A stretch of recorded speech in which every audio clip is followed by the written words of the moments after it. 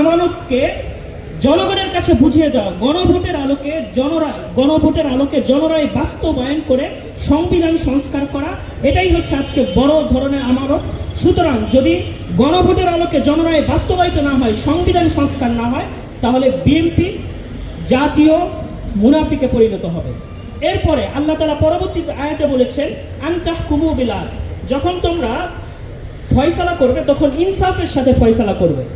গণভোটের ফলাফল অনুযায়ী আজকে সংবিধান সংস্কার করা, এটাই হচ্ছে ইনসাফ। যদি বর্তমান গভর্নমেন্ট এর ব্যত্যয় ঘটে তাহলে তারা জুলুমবাজ সরকারে পরিণত হবে।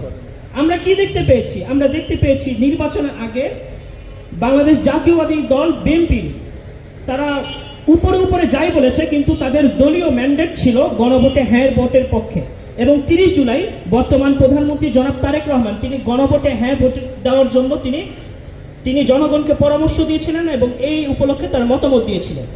কিন্তু আজকে আমরা দেখছি যে ক্ষমতায় আসার পর তারা বিভিন্ন সাংবিধানিক বিতর্ক তুলে দিচ্ছে। এটা মূলত হচ্ছে জাতির সাথে গাদ্দারি। আল্লাহ তাআলা কোরআনে বলেছেন ইয়া আইয়ুহাল্লাযীনা আমানু আউফু বিল উকুদ, তোমরা যা অঙ্গীকার করো সেটা পূর্ণ করো। সুতরাং বিএনপির যদি আগের সেই অঙ্গীকার থেকে ফিরে আসে, আমরা বলবো আপনারা সেই অঙ্গীকার পূরণ করুন।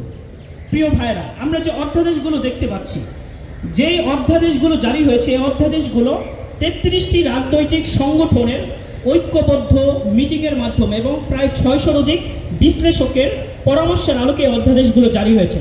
কিন্তু আজকে আমরা দেখতে পাচ্ছি বর্তমান গভর্নমেন্ট তারা সংসদে আসার পর এগুলো নিয়ে গড়িমসি করছে। আমরা জানি নিয়ম অনুযায়ী সংসদ অধিবেশন শুরু হওয়ার 30 দিনের ভিতর সে অধ্যাদেশগুলো হচ্ছে পাশ হতে হবে। এখন বিএনপি হচ্ছে বিভিন্ন যুক্তি দেখাচ্ছে যে এই অধ্যাদেশগুলোতে এই সমস্যা সেই সমস্যা। তারা সরাসরি বলছে না যে আমরা অধ্যাদেশগুলো বাতিল করে দেব, বরং বলছে যে অধ্যাদেশগুলোর মধ্যে কিছু সমস্যা আছে, আমরা স্ট্রংলি প্রেজেন্টেশন করব, আমরা খুব শক্তভাবে এগুলো বিল উত্থাপন করব। এভাবেই তারা কালক্ষেপণ করছে, যার ফলে যদি 30 দিনের মধ্যে এই অধ্যাদেশগুলো উত্থাপিত না হয় তাহলে অটোমেটিকলি এই অধ্যাদেশগুলো বাতিল হয়ে যাবে।